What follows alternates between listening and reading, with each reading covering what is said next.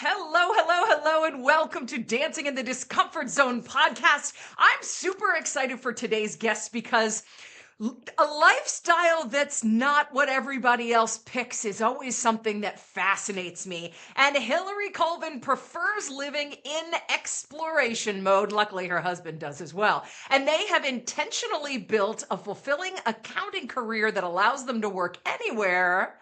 And as such, they spent about 6 years working from a 20-foot camper van named Lucy. And when they weren't CPAing, they were running around hiking and mountain biking. And then 2 years ago, they decided to say goodbye to Lucy and hello to Ziggy, a 36-foot sailboat. And now they do a lot of sailing and, well, boat maintenance because boats. So when I asked her what her title was, she smiled and she said, "This applies to my work and my personal life. I am the chief fun officer, also known as CFO, because we have to create fun. It doesn't just happen." So I am thrilled to welcome to the show Hilary. How are you today? I'm wonderful, Anne. Thank you so much. I'm excited to be here. Absolutely. And where are you potting in from today? This day I am in Florida, which is a warm place to be this time of year. I'll be It, heading it, north soon. yeah. Are you currently floating or are you currently on solid ground? I am on solid ground visiting a friend. Yes. During hurricane Awesome. season, my boat is on the hard for now. Oh, yeah, that makes Yeah. sense. So you said you're headed north. Is that with the boat or just on Actually, land? with Lucy, with the RV, we're just Oh, last summer we spent some time in on the water. It was a hot summer, so we're switching back to the RV for this summer, headed towards Groesmoor National Park in Netherlands. well, wait, you're taking Lucy to the Netherlands? Hmm. That's so funny because I know. I have a friend named Pat, and he has a daughter named Lucy, and they about a year ago moved to the Netherlands, which is hilarious. But anyway, all the Lucys. If your name is Lucy, listeners, you need to go to Amsterdam. There's apparently, or Netherlands. There's apparently a convention there. So wait a minute. How are you getting? I'm getting way ahead of myself on this podcast, but how are you getting Lucy to Europe? I've said the wrong word. It's Newfoundland. And listeners, if your name is Correct. Lucy, you need to Important go to a correction. location that starts with N and then have fun. Okay, so that's within the continental United, or Makes within more this. sense now, doesn't it? It does. I was like, wow, y'all are big bucks on the CPAing. That I'm gonna fly my camper van over to Europe and drive around. Okay, that makes more sense. All right, now, okay, I'm gonna calm down. I'm so excited. It's always fascinated me. I always think like the RV life. I have several friends who live the van life and several friends who live on boats. And A, I don't know where I'd put my shoes, but B, it's always fascinated me. So, what made you and your husband originally say, let's go live in an RV or in a camper van? How did that whole conversation start? Yes. Well, it started about 10 or 12 years ago. So creating this lifestyle has taken some time. And it was really just us loving to explore, loving national parks. And so we wanted to see more of them. And so we figured the fastest way to do that is to figure out how we can work from the road and go see places. And I would say we eased into it very slowly. We did commit to the van and we built it out so it's really nice and comfortable. But then we would just do weekends, and then we would go for a week, and then we would go for a month. And then when we thought, oh, let's go for 3 months, we thought this is going to be crazy. But at this point, we do it full time, but we definitely took baby steps to get to it. Makes sense because you're like, well, let's see if A, we like this lifestyle, and B, we like each other afterwards because a van is a small space. It is. It takes time So, to learn to get along with each other in such a small space. exactly, you need to go to nice weather places because you're going to be like, I'm going to be outside. Don't come in that room. Right, until you get on a boat and then you can't really get away. Go swimming. Yeah. Yes. So do you currently have a traditional house, residence No, we place? sold the house a couple of years ago. Yeah, that was another level of commitment, but it just felt right at the time. Yeah, the That's house we were amazing. in was never really our forever home. We weren't passionate about it. We were passionate about the boat and the RV. So we said a house can be purchased again in the future if we choose it. Right? Wherever you choose it. Hmm. Which is kind of the other cool thing is you're exploring all over the place, not the Netherlands so much, but No. all over this continent. So let's go back to the RV when you first started out, like your first year. How Mm. was that? What surprises once sold the house and were all in with Lucy? What were some of the surprises that you had? Oh, I knew that I was going to go see national parks and get out into the wilderness. But along the way, of course, I knew I would be stopping to visit friends and family. And the biggest surprise with that was how wonderful it is to spend time with friends and family at their own home, but have my own home in the driveway that I can go to. So I often would spend a week with friends and family, maybe two, and you just like immerse into their life and you really get to know their friends and their kids' schools and things like that. And you just feel like such a stronger connection with the people that otherwise were, long distance relationships. You got to just park in their driveway for a week and visit their life. Yeah, that's kind of cool because you can be as totally in their life or not, because you Hmm. can always just go home out in their driveway. Exactly. Or even drive away if need be. Like we talked about with your husband. I'm gonna be over there. Oh my God, that's so funny. So were there any logistical, I mean, there's always the story, the middle of the night in the middle of a storm and this falls off, or we got to figure out how to fix this, or tell us a funny, fun story about sort of learning van life. Learning the logistics. I don't know that I have, weather is probably the funniest stories because it's the thing I can't control and it is really hard to predict even for the professionals. So, I mean, I remember a windstorm once in Utah that we thought possibly the van could blow over. So we changed our angle that we were parked on the wind. Also preparing you for life on the boat. Yeah, right. But as far as logistics, they definitely are like a source of fear, right? Because you either feel overwhelmed with scarcity or overwhelmed with too much stuff in your small space.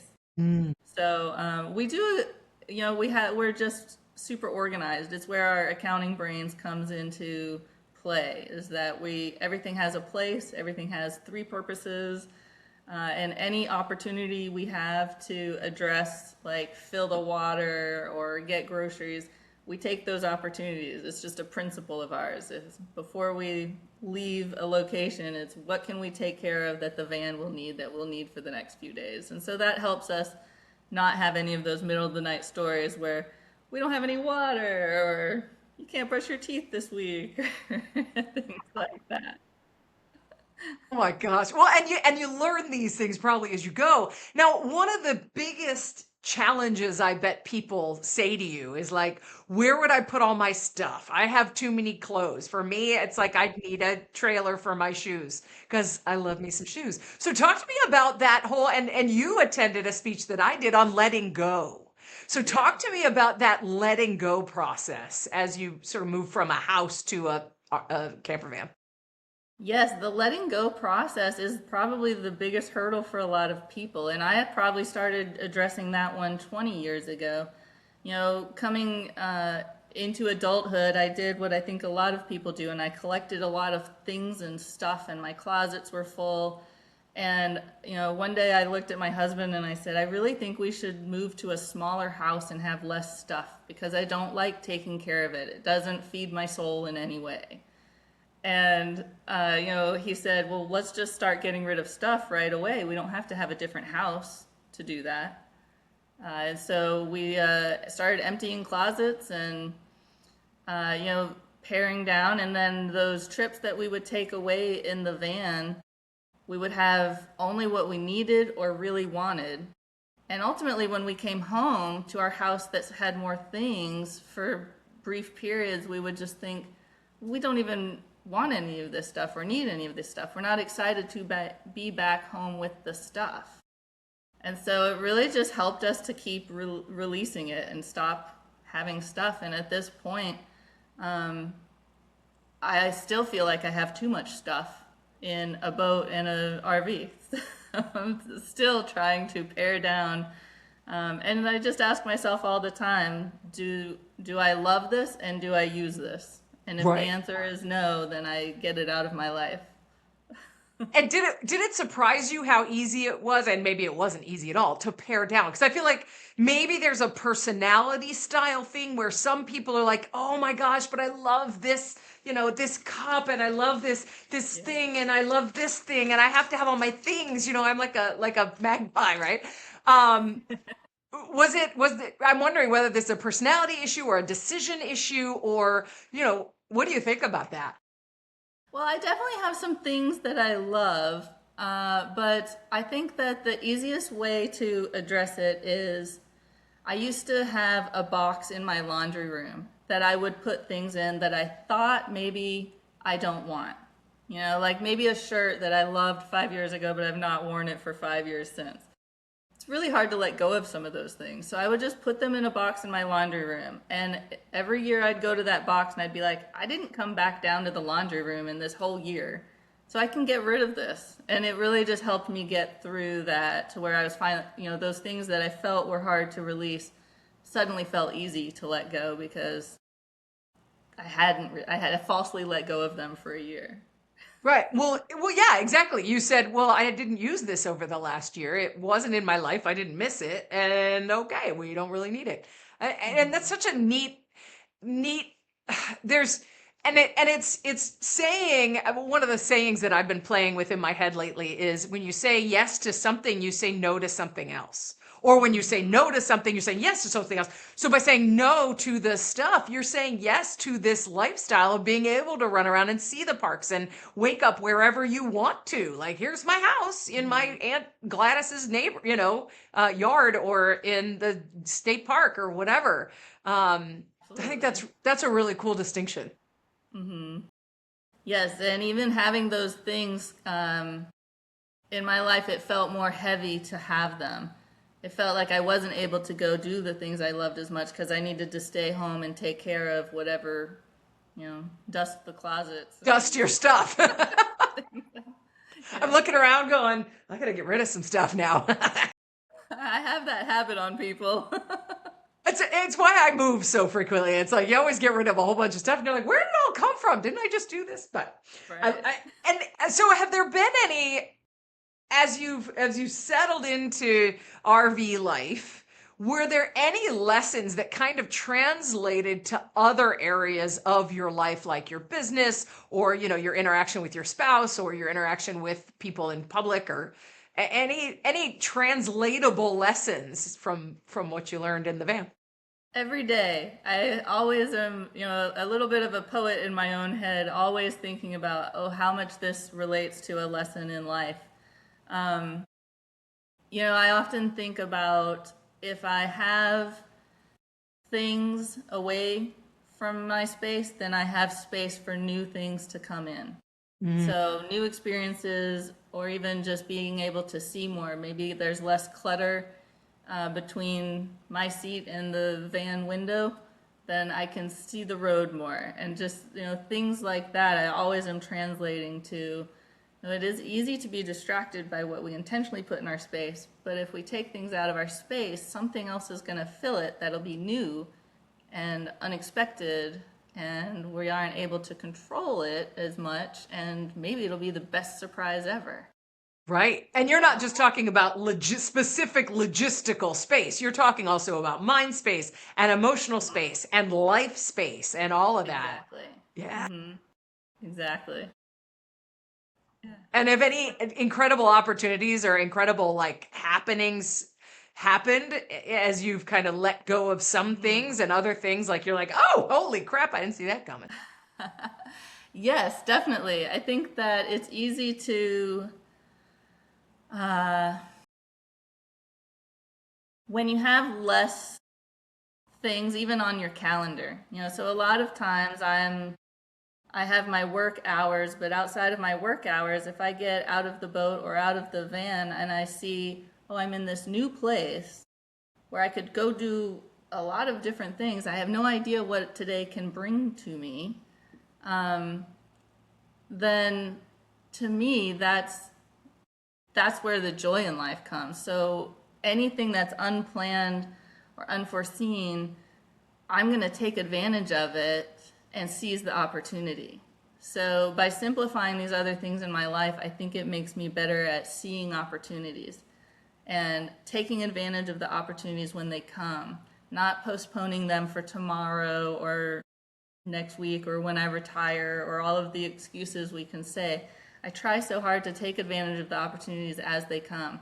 And in approaching each day that way, I've had a million wonderful experiences. I got to swim over a nurse shark this year, which was a big deal because I've been so scared of sharks in my life, but I got to look at the shark with curiosity and admiration. And I've gone on hikes during rainstorms and gotten to see the best rainbows in the world, or just being willing to put myself out there in unusual places. I just get all of the best little surprises that make the best memories years later, and I never planned on creating the memory in the beginning. Yeah. Well, and it feels like since you've made that space, you don't have so much stuff. You're taking things off the calendar. You're taking, all the things to the degree that you can whisk away the stuff that doesn't really matter. You have more presence, it feels like, to see the rainbows, to take the hike, to end up in the water with a nurse shark. They're huge, aren't they? Some, yes. This one was as tall as I am, so it was lovely. Oh my God, that's so cool. So before we move on to Ziggy the boat, you were 6 years full time in the van in Lucy? No, we spent about 6 months a year in the van. Okay.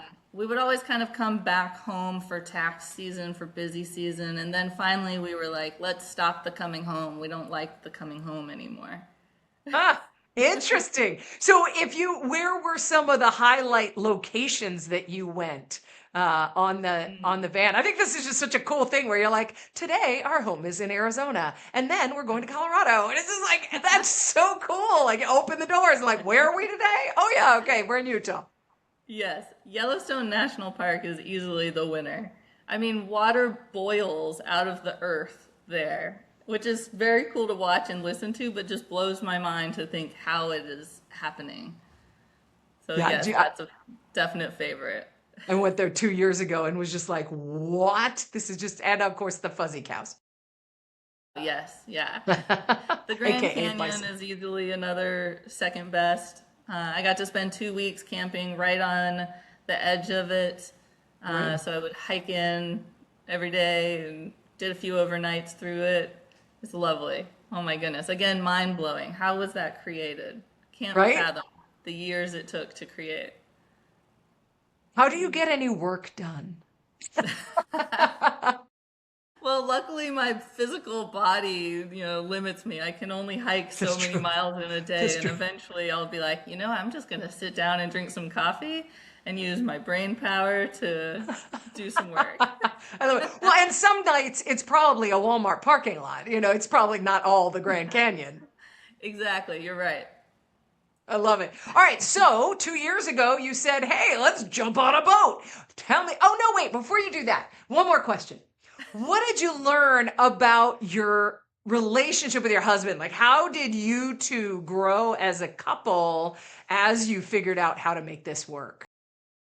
You're right. That is a big one. That is another thing that really stops a lot of people from this lifestyle or gets them to quit soon. Yeah. So, my husband and I work together, and I think that has been a saving grace because learning to work together and run a company together was the hardest thing we did in our relationship. Just learning, how each other's minds are different and respecting each other's thought processes and even strengths and weaknesses. I focus great at night, he focuses great in the morning.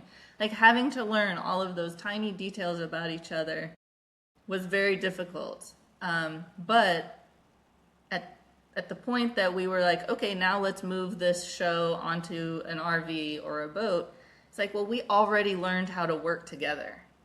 And so at that point, we just had to deal with, okay, we just have smaller amount of space together.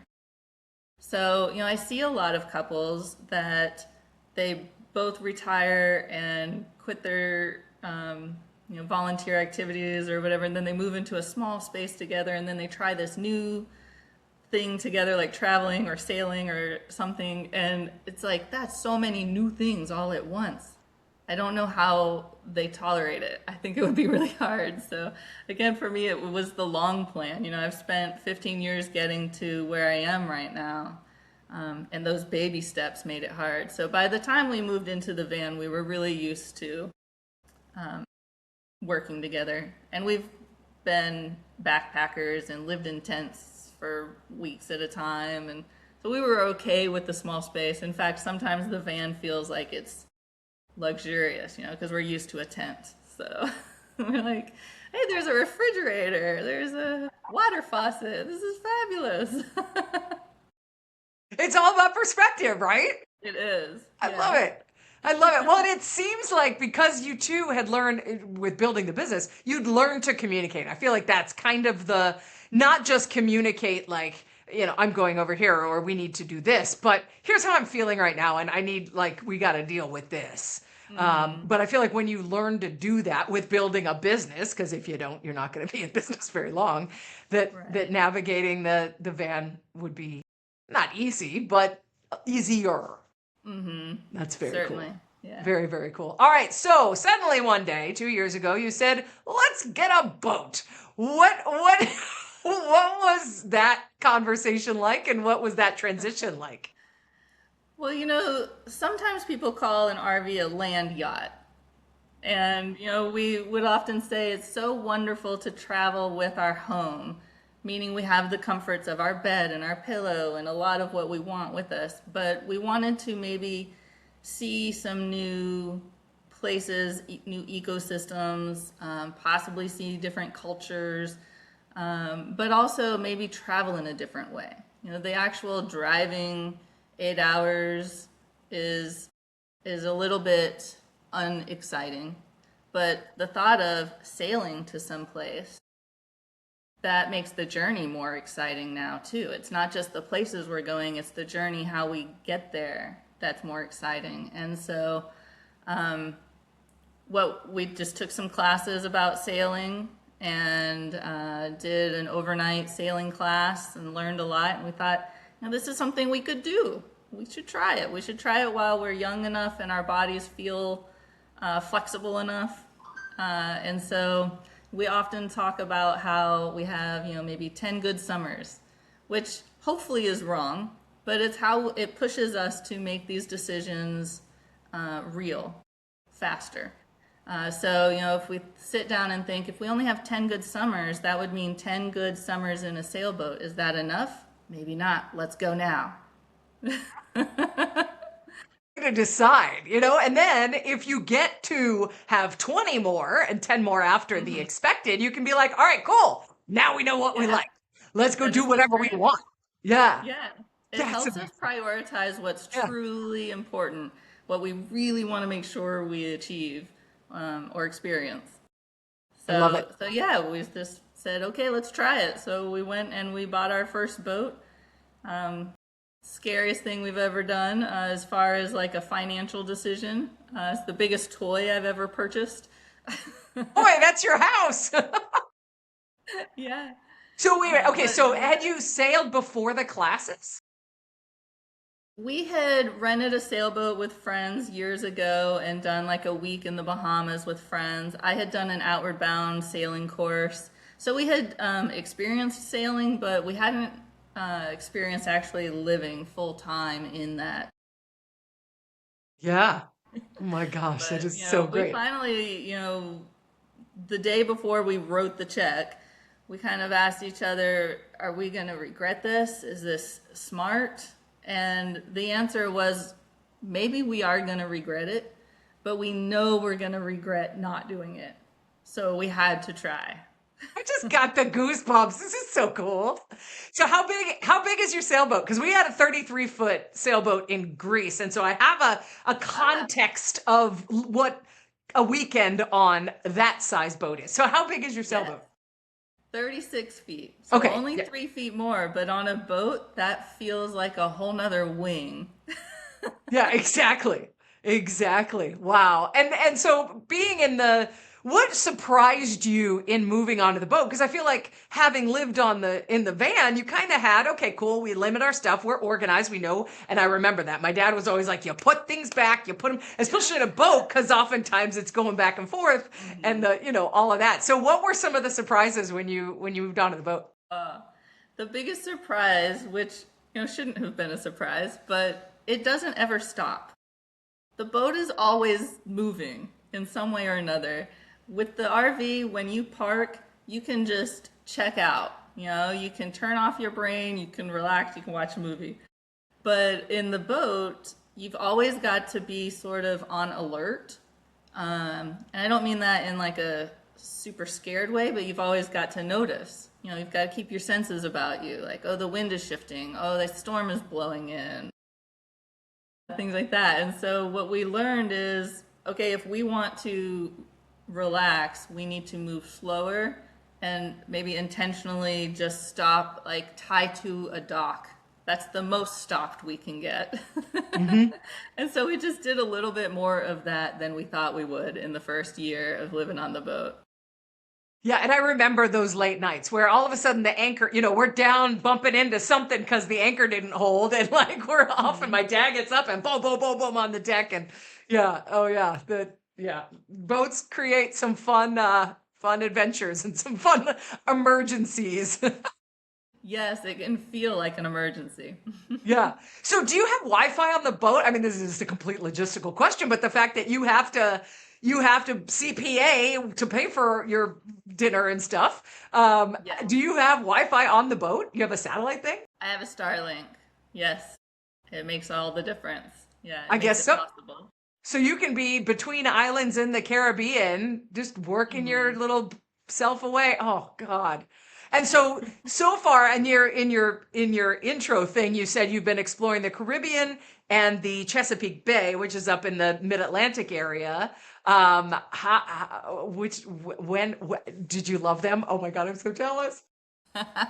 Yes, we've loved them. The Bahamas is, I've not experienced anything like it before. So I've been more of a mountain person or, New England. So to be in water that is fun to get in and you can see through and there's a whole universe of life in there to learn about and explore has been fantastic. It's everything that you imagine it could be. It's beautiful sunsets and dark starry nights and it is a reality. It exists. But it comes along with some hard times. Sometimes it's buggy or it's too hot or things like that. But Do you, you do you get have those air beautiful. conditioning on the boat? I have air conditioning. Yes, I have to be either plugged in or running my generator to run it. Okay. Yeah. So on those too hot days, you actually can get some relief or jump in the Yes. water. Yes.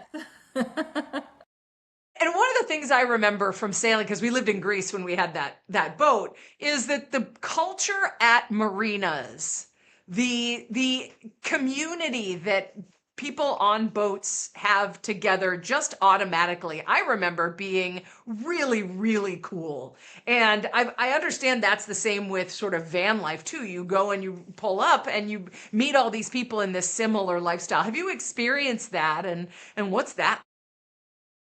I'm so glad you mentioned it because I have experienced it and it's beautiful. I would say the community with boating is significantly more strong than the community with vanning. And I've really thought, why is that? And I think that it's vulnerability. When you're in a van, you are out with a bunch of other similar like minded people, but everyone's kind of okay. And if they're not, they just drive somewhere to get the help they need. When you are in a boat, you're much more vulnerable, and the people you're around are facing some of the same vulnerabilities. So it might be everyone's in the same storm together, and you don't have as easy access to get the things you need. And it'll be amazing, just complete strangers will offer help to each other before they've even seen your eyes. You know, they might just hear on the radio, like, oh, there's a boat over there with some part broken. I think I've got that part. And they'll go way out of their way to get to you and hand it to you. And that's when they look in your eyes and they make the human connection. They're like, ah, here you go. And, you know, it's just traveling for me has always been comfortable because I trust humans. I think that most humans in the world want to be part of helping each other and feel useful. And so when I travel, I lean on that fact that people are going to help if things get bad. I'm going to help if things get bad. And it's one of the things that keeps me traveling is it keeps feeding my soul in that way. But yes, in boating, the community is stronger than I've seen in the backpacking world or the RV world. Boaters will step up in a storm and help each other, Yeah, if particularly in the Bahamas. yeah. Well, they get some storms down there too. Yeah, if I'm on the coast of Florida, I've got the Coast Guard. And so people might drive by me and think the Coast Guard will help them. But in the Bahamas, there isn't the Coast Guard. So if people drive by me, they're going to stop and say, what's the situation? Okay, yeah. I love that. I love that. And have you always had that inherent trust? Because I have it too, but I also grew up overseas experiencing that in all kinds of different cultures. And so I kind of grew up with that. But have you always had that, or is that something that you've developed through all of this travel? I feel like I've always had it, and I think it's just I was lucky to be born kind of a happy-go-lucky person, and I've very rarely met a stranger. So I love to go up to people and start talking about true conversation, not just small talk. And so I think that even as a kid, I learned pretty quick, people want to engage. They want to be part of each other's lives. When I was 19, I did a long distance hike on the Appalachian Trail, and that's where I got to really see, like, oh, people want to help each other. And from that moment on, I just keep seeing it over and over and over again. I love that. How old were you when you did the AT? I was 21, actually. I was 21. It was right after my 21st birthday. That is so cool. That was always a goal of mine until I found out about the Camino de Santiago in Spain. Now that is like high on my list of, that's. So if you only have 10 good summers, are you going to That's do right. it? Yes, actually, it's a 2027 or 2028 plan. Like I'm already starting to look at it. I've been following all my friends who do it, and I'm like, all right, yeah, we're gonna do this. So Nice. yeah, no, definitely. And it's funny because I thought of that as soon as you said I got 10 good summers. Now hold on a sec. 10 good summers. I'm looking at you going, this woman is 40. You've got like 20 or 25 good summers. Am I underestimating your age or? No, but so I am 48, but I had cancer at 40, and Okay. I'm totally okay. It was a hard year, but I think that we can't trust age to be the determination of how many good summers we have. Mm-hmm. Health is actually so sensitive. And so today I feel strong, I feel good. It can change on a dime. So, yeah, 10 good summers no matter how old you are. I love it. I love it. And it's such a good way to live your life because you don't have a fatalistic, oh, I'm getting old. It's just like, let's take life right now because it's a gift. And that's so awesome. Thank you for sharing all of this with us. I could go on and on and ask you questions for an hour. But thank you for sharing this with us because it's so interesting to explore what it's actually like from somebody who's actually doing it rather than just seeing influencers on the internet. So thank you for your time and your wisdom, and I'll put your CPA website link in the show notes if people want to look you up. Do you have a social media that you put gorgeous sunsets and all of that on? I don't actually. I'm Cool. on LinkedIn, but I am on Instagram and things, but I don't post regularly. No. I love it because you're present, right? Yeah, Yeah. exactly. That's fantastic. I love it. It's a great way to live, and I Yeah. appreciate it. Hilary, thank you so much for your time, and I wish you and Ziggy and Lucy and what's your husband's name? Brian, he's an important one in the Brian. life too. Fan- Fantastic. I wish you all happy trails and safe winds and all the things that they say because it's really, really cool what you're doing. Thank you. Thank you, Anne. I appreciate what you do to help people move past their discomforts and live fully. Or at least move into their discomfort, right? Yeah, true.